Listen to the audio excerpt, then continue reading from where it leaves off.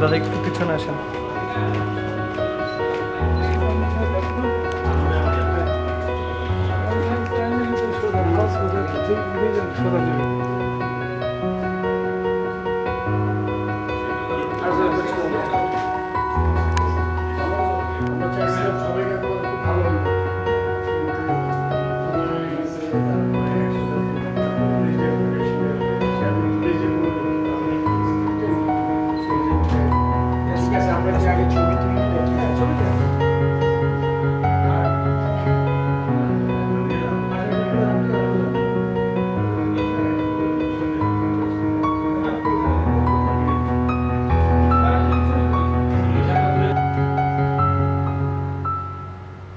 আজকে যে অকেশনে আমরা এখানে আমাদের ক্যাপ্টেন ম্যানেজার আপনারা জানেন যে আমরা সাফের চ্যাম্পিয়ন হয়েছি এবং উই আর সো হ্যাপি।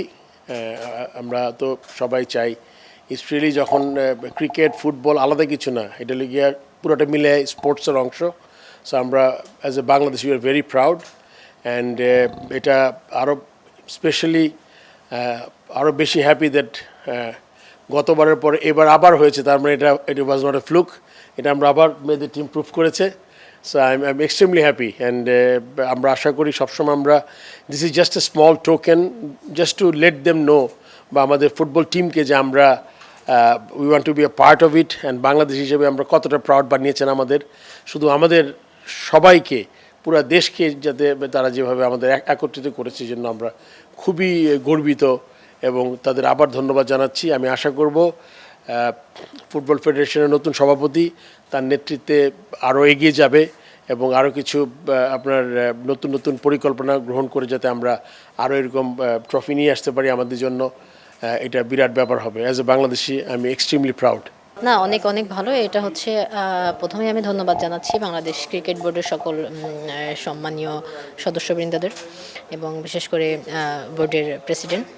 আর এটা আসলে আমরা গতবার সাফের পরেও ক্রিকেট বোর্ড আমাদের পাশে ছিলেন এবং যেটা স্যার একটুকে বললেন যে দিন শেষে হচ্ছে আমরা স্পোর্টসটাকে এগিয়ে নিয়ে যাওয়ার হচ্ছে পেছন থেকে তাদেরকে মোটিভেট করার জন্য, এটা অবশ্যই আমাদেরকে আসলে অনুপ্রাণিত করে এবং সকল সেক্টর থেকে যখন এমনভাবে সবাই মোটিভেট করে এটা অবশ্যই অনেক আনন্দের এবং আমি মনে করি যে এটা খুবই একটা পজিটিভ দিক। এভাবে আসলে দেশের ক্রীড়া অঙ্গনকে এগিয়ে নিয়ে যাওয়া যাবে আমি বলে মনে করি যে সাপোর্ট সব দিক থেকে যখন সবাই সাপোর্ট করবে, উৎসাহ দেবে, দিন শেষে অবশ্যই এমন রেজাল্ট বারবারই আসবে দেশে।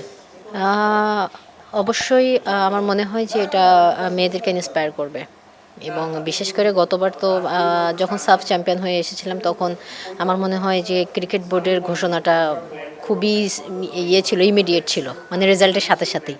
তো সেটা তো অবশ্যই একটা ভালো লাগা কাজ করছে। আর আমার মনে হয় যে এই ধারাবাহিকতাগুলো অব্যাহত থাকবে এবং মানে অ্যাজ এ প্লেয়ার মানে সংবর্ধনা পেতে তো সবারই ভালো লাগে এবং যখন এমন বড় বড় প্রতিষ্ঠান থেকে ক্রীড়া অঙ্গনের লোকজন পিছন থেকে আমাদেরকে উঠে আসার জন্য মোটিভেট করে, এটা অবশ্যই ভালো লাগে।